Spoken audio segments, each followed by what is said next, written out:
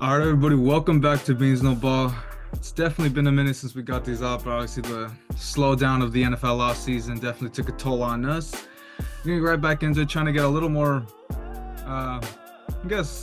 filler content for the rest of the offseason before camp starts. And this morning, some news came out that basically fills into what we wanted to do here, so just get right into that here. Jamal Adams, veteran safety, formerly of the Seattle Seahawks, just signed his contract with the Tennessee Titans, one-year deal. We never saw the financials. I'm assuming it's like a vet minimum type deal. So definitely, I mean, this kind of feeds into what the Titans have kind of been known for. They're a retirement home for DBs. We saw it with Malcolm Butler. I believe there's a couple others that aren't coming to mind right now. But I mean, if Jamal Adams can actually, pick up where he left off in, I guess maybe 2021, picks up that type of form. The guys they've picked up, I mean, Christian, the former Cowboy, and you guys, and Chiro Awuzie, if that 10 can work into something, I mean, maybe the Titans can make some noise in the South. Yeah, honestly, literally, that's like the first thing I saw this morning. Jamal Adams finally got signed to the Titans, and that's literally the first thing that came up in my mind. All these old heads, all these old, already players that have been in the league for a while to the Titans. That's kind of like, yeah, that's kind of where these old players come to kind of, I guess, kind of finish off their careers in a way. But look, Jamal Adams, don't get me wrong, he was a top safety not that long ago, a couple years ago. Just his injuries. He had two really horrible injuries these past couple years, two of them. Forgot specific. I think was it his literally last season. I think this is the one that really took the toll on him as well. So he's been very injury prone. So that's kind of why he hasn't been living up to the expectation how he's been since he was with the New York Jets. I know the whole speculation with him coming to the Cowboys. That's one thing I did want when we were freshmen in high school. But obviously the injuries did take a toll on him. And with Cheeto and even the newly signed one for the Chiefs, I literally just forgot his name. Oh, Snead. There you go. I forgot. Yeah, Snead, L'Jarius Snead. Yeah, That's literally the one dude we're forgetting. You're forgetting about L'Jarius Snead, Jamal Adams, Cheeto Awuzie. On paper, they look like a very good core, but again, they're a little old and knowing the Titans situation usually, right now. I mean, with the exception of Ryan Tannehill, who now he's washed, but with the exception of him, everyone seems to go to the Titans to die. They seem to go to the Titans and they get washed. So, I mean, we'll definitely have to wait and see what happens here. I mean, the secondary, if they all play to their potential, could definitely be one of the best in the AFC. Just definitely something to keep an eye out there. And obviously, Jamal Adams off the board. That takes one guy off of what we're about to get into right here.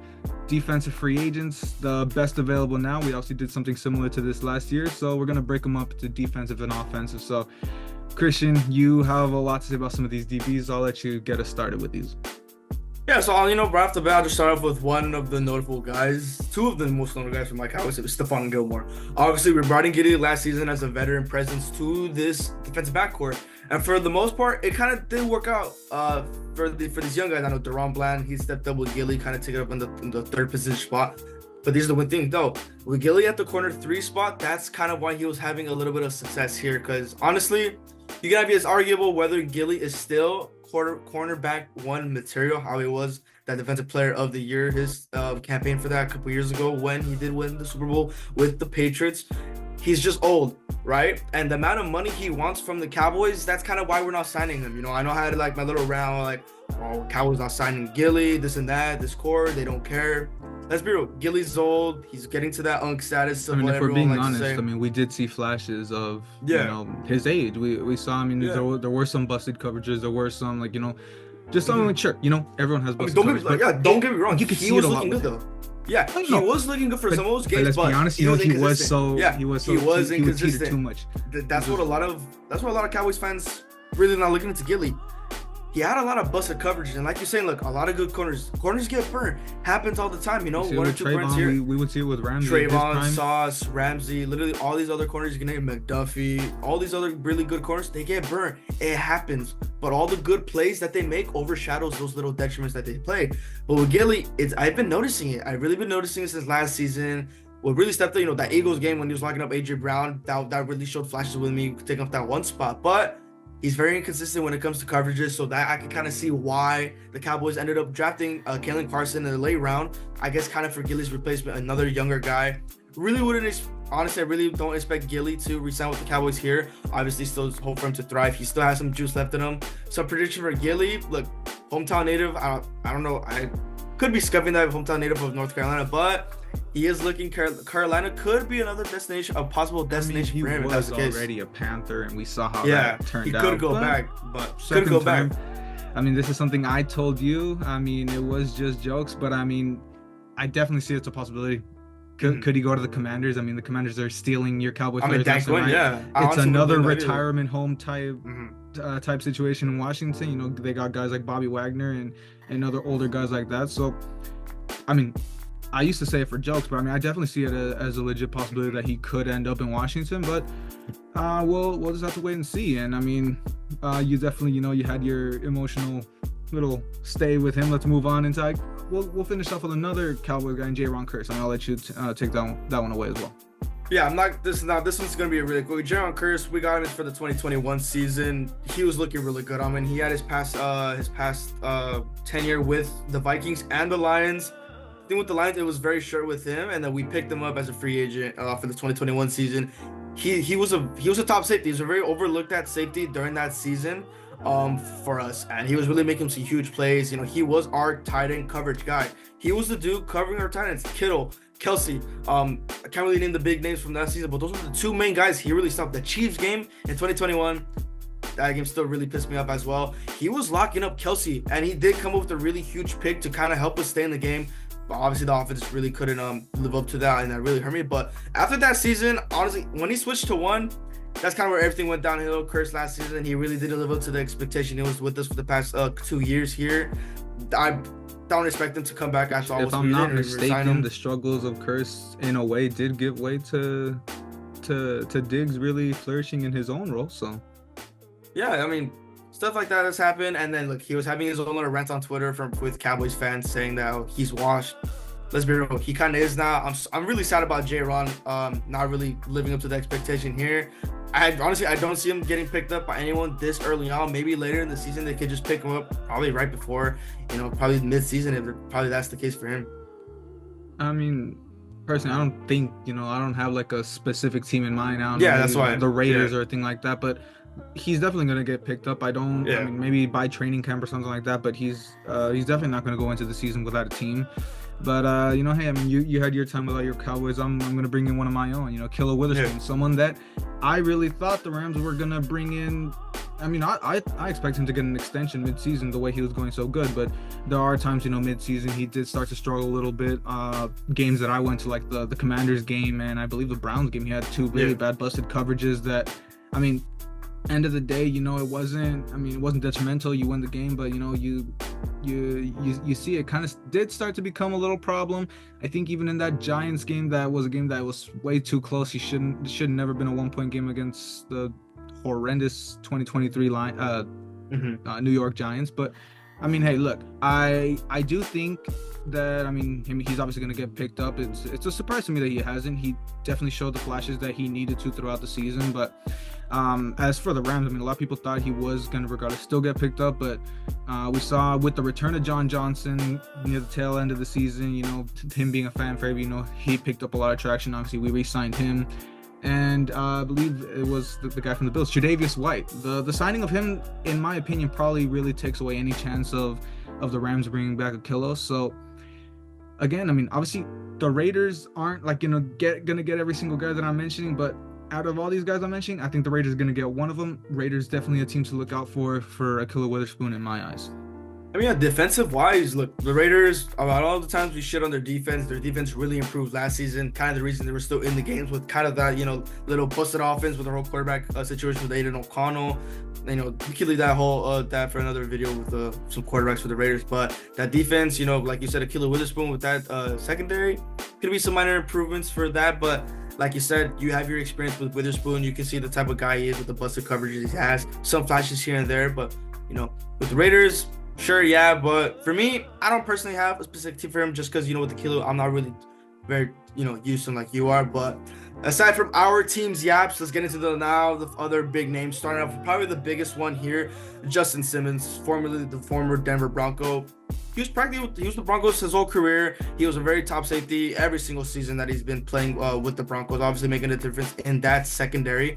I'm really surprised he hasn't been picked up by a team here. I know there's a lot of teams like a secondary, already 2 teams in mind for me. Lions and Eagles. I mean, look, the Lions, they drafted Teron Arnold and Ennis Rakestraw, and hopefully I did not butcher that name.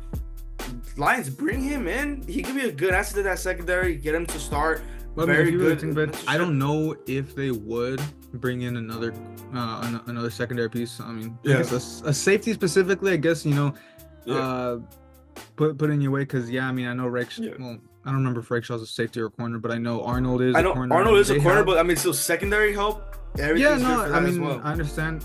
Specifically the Lions, I don't know. I would throw in the Ravens personally. I do think, I mean, the Eagles, we both think, I mean, even though they went corner heavy in the draft, they still could use that veteran presence. And I mean, just to throw in too, I mean, his exit from the Broncos is definitely a surprising one, which, I mean, I know it was a cap cut, but the guys that you were deciding to holding on to instead of Justin Simmons definitely was surprising for the Broncos. You would have thought Simmons would have been someone that you wanted to, be one of the guys that kind of stays away from those cap cuts. So a bit of surprise personally that he is in this position regardless, but I mean, hey, he has a chance to definitely go to a contender, and I'd put my money on either the Ravens or the Eagles, but only time can tell there. And another one that, I mean, personally, I didn't get to watch a bunch of him as much, but Steven Nelson, obviously he was a big part of that resurgent Texans defense, specifically that resurgent secondary with Derek Stingley Jr. obviously, and I think personally, he'd be a great tandem with the Packers and the guy they just picked up. You just mentioned McKinney. Xavier McKinney, the former Giant. Xavier McKinney. I think, I mean, a tandem with the 2 of them would definitely be something to really look out for. I think the Packers should definitely make a move here. If not, maybe the Niners. The Niners are obviously someone that's always like a little, teeter there. That secondary, they don't always put too much emphasis into the secondary, but maybe make a little splash for something here. Yeah, Steven Nelson, obviously he's another really guy that's really overlooked at, not necessarily just on that Texans team, but kind of as the whole league as a whole. I know we really never got to spoke on him, but peeping into some Texas games, he was really making some plays here. I guess one team I could personally throw, I guess the Chiefs. They still have a young guy, Trent McDuffie. I feel like him paired up, that could be a nice corner dude like he was with him and Snead. So I guess the Chiefs could be, as for me, a destination for him there. But like you said, for the Packers, I know Cars will be probably excited about that. A little 1-2 punch with him and McKinney. McKinney is still young. Obviously, you couldn't really see his flashes so early on because, let's be real, he was on the Giants. I mean, come on, let's be a little realistic here. But jokes aside, him on the Packers is the night fresh start with a young Packers team that actually has potential to, obviously make a run championship wise, even get far in the playoffs as well. So a lot of good things here and there. And then moving on with the next big name corner, because that was, I would say, it was kind of more of a surprise too. Xavier Howard, the former Dolphin. He was, like I said, another guy. He was a Dolphin for his whole career. He was a good corner. Later on these past couple seasons, Xavier Howard, he wasn't really showing the expectation that he was to be a top corner. I mean, he was getting more burnt quite a little bit more. I know bringing in Ramsey last season, that 1-2 punch that they were supposed to expect with him, kind of was a little letdown. Ramsey was kind of picking up the loads here and there for that corner specifically. Xavier, I love Xavier Howard. I think I won't mention, if the Cowboys were to pick him up at some point, but we ended up going corners in the draft, so not too mad about that. But Xavier Howard, I could kind of see him as another E guy as well. More secondary help for them for there as well. Still kind of let down that he wasn't able to shine bright with Ramsey on the Dolphins. But hey, when you're starting to get burned like that, teams start looking at you and they kind of get more skeptical on how you're going to be for the next couple of years if you're going to end up staying with them. Yeah, I mean, the problem with Xavier Howard, I think apart from, I guess, he did have, getting burned issues and all that stuff, but yeah, I mean, character issues as well. I think, he had a good deal of drama throughout the offseason. Yeah. Don't remember specifically, don't even know if we should even say it on here, but yeah, he had a great deal of drama. And I think that was probably one of the biggest factors of why, he was released. We know there are endless rumors of him going to Houston, him wanting to be in Houston, I believe he's a Houston guy, if I'm not mistaken. I don't know if that was one of the reasons why he had the connection there, but yeah, I mean, I think he was a Houston guy. I'm surprised the the deal hasn't been made, to be honest, you know, by this point, but would expect that to be the most likely scenario. I mean, obviously we haven't heard any rumblings of anywhere else, so I mean, it's been pretty dry with Xavier specifically. Yeah, it's been pretty dry with him, so nothing much. Yeah, I mean, honestly, with most of these guys, you know, the buzz has really died down throughout the free agency. But I mean, yeah, for Xavier Howard, that probably is the most we've heard. I guess, you know, like you say, you know, the Eagles are always a team that you probably think of. Maybe they could swoop in, but definitely expect it to be them, and he could be a great piece for that young core. And I think that, oh no, actually no, we got one more, Eddie Jackson, one more corner to get into. I guess, you know, some could say it was a surprise that he got dumped by the Bears. Some could say, you know, age kind of expected. I mean, after that 17th season where Eddie Jackson was finally getting the traction that he got, after that season, he kind of just not really heard of from there. He's kind of just being a bust unless I get there to begin with. So not really could say, honestly, I would say it's not really much of a surprise here. I know how I did mention in a couple of videos, you know, that 17th season was all Eddie Jackson. After that, he really just wasn't living up to it. And it's not to say that, you know, I mean, he has seniority anyway, but I mean, I didn't expect him to get released, is my only thing. I didn't expect the Bears to make that move. I feel even though he probably has dipped in his potential, I mean, what do the Bears have, if you want to look at it that way, in their secondary? But I mean, I did remember hearing like a lot of rumblings about, you know, would the Rams want to bring him on for a veteran presence for some of the younger guys that we did pick up. And I mean, that's definitely something that I wouldn't be opposed to. You know, it's a great veteran presence, and you know, if he's still got some juice left in the tank, I mean, I would love to see what Chris Shula could scheme him up in, but I don't really see that actually happening. I think he's, you know, like, you know, these lesser, these probably like B, C tier guys expect the Raiders to probably be going for that kind of level. And moving in, I'm gonna go to, you know, D-line edge type of guys now, and a former big name, I guess you could say. He's probably fallen from grace for the most part. Yannick Ngakoue. I mean, he's, ever since, you know, his big years with the Jags and Ravens, definitely really fallen off. Ever since, you know, the Bears, Raiders, and Colts days. I mean, he had his moments with the Colts, you know, I won't lie, and he's someone that I always really wanted on the Rams, and it's obviously I don't see that really happening. I think our D-line's pretty set, but I don't know, maybe the Panthers, maybe if they want to make a sizable move out, I don't know. So some of these guys I kind of blank. Yeah, honestly, Yannick Ngakoue, that's kind of another player we kind of saw playing as we were, you know, I guess middle school, younger. He was a really big guy right there, but, you know, I guess the age is kind of hitting to him. Personally, me, I don't really have a specific team for him just yet. I honestly would have expected some other team to kind of scoop him up just as a regular signing for that team, but nothing really much on him there. And then another big name, another really big dude that, like I said, we saw playing growing up, Linval Joseph. I mean, I know he was drafted as a Giant. You know, he spent his first 4 years as a Giant on that rookie deal. But personally, I started seeing him when he was a Viking. That's kind of how I started watching him a bit, you know.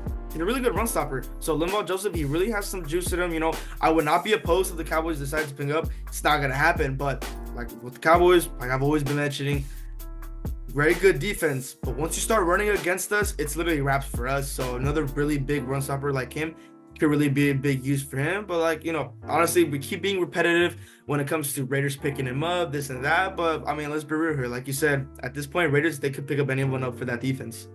Yeah, and it's not to knock on the Raiders, but, you know, they're not looking to spend big. They're not going for anything. I mean, it could be just, you know, prove it guys, maybe just filler guys that they could, you know, maybe see if they have a late career resurgence. And, you know, Linval Joseph is definitely one of those guys that definitely has, you know, he's definitely got a couple good games left in him. So, personally, I didn't have any specific teams. The Raiders do obviously make sense in the sense that we've been saying, but I mean, we'll wait and see for that.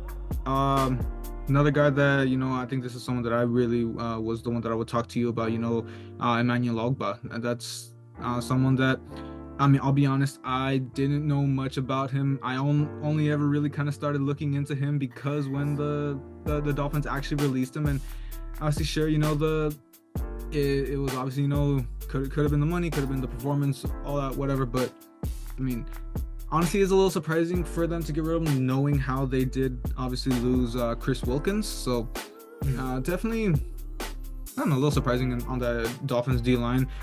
Again, I don't really have specific opinions on where Emmanuel would be able to go, but he's one of the guys out of here. I mean, most of these guys are, you know, getting up there in age. Ogba is definitely someone that I think has a little more left in the tank than some of these guys. Yeah, I mean, it's like even with him, obviously, look, his tenure with the Dolphins didn't cut out as much here. But look, for me, like I said, most of these guys kind of would expect them to get picked up. Probably, like you said before, early on, the training camp were just right before the season starts, literally just to pick them up and having their kind of, I guess, more depth position if we're being really realistic here. But you know, and then following off finally with the linebackers, Shaq Leonard. Now, obviously, Shaq Leonard speculating during the Thanksgiving time for that week, you know, with his time visiting the Eagles and the Cowboys, ended up going to the Eagles, and we saw how that ended up, bro. Was not an impact. It was definitely not an impact to that Eagles defense, that linebacker core. It truly did show against that Cowboys game when we did end up playing against them. But with his time with the Colts, I mean, and he was you could arguably say he was a top 10 linebacker when he was with the Colts, making plays, really being a good for this young guys. He was everywhere, run, pass. He was everywhere for that Colts team. Unfortunately, they were just not really on good terms. I think it was had to do with the contract situation, if I'm not mistaken on that. They really just couldn't agree on a contract, if that was the case. I'm trying to remember exactly from that time. Because I know it was him and the Colts that were kind of some disagreements. I remember it was a release, but I just remember, like, it came as a big surprise. Like, yeah. Because especially too, like I think a week or two, or that same week that he got released, he was in Lucas Oil Stadium, and he was just in with the fans. So yeah, with us it was a surprise.